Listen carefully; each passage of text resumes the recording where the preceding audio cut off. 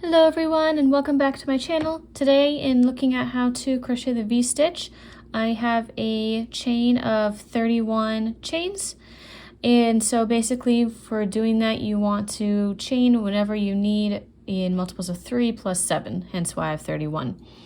So to get started here, we are going to double crochet in our 4th chain from our hook. Our chain being representing a double crochet and then a second one here. Next, I'm going to skip these next 2 chains and double crochet into the 3rd. Then I'm going to chain 1 and then double crochet into the same chain to create our V stitch.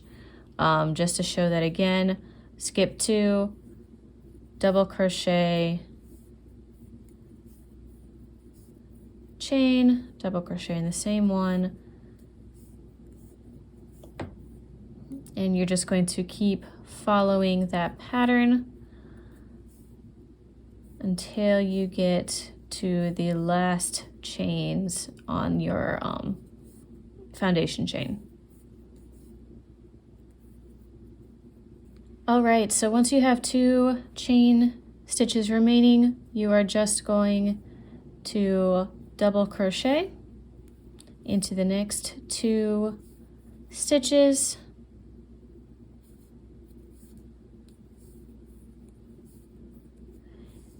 and that is how you start the V-stitch. I'm going to go ahead and move forward a couple rows so you can see what it looks like, and I'll show you how to do a subsequent stitch in just a sec.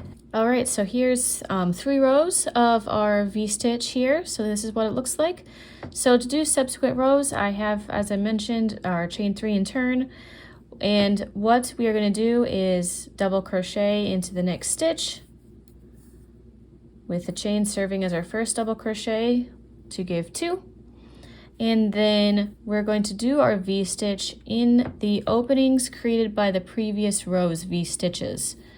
So do our double crochet, chain, double crochet,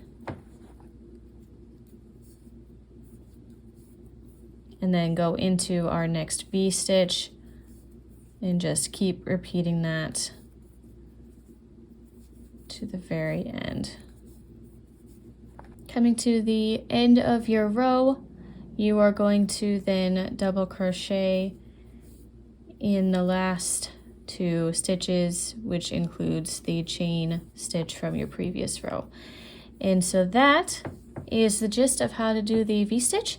I hope that was helpful and that it will basically allow you to know how to do it for your next project.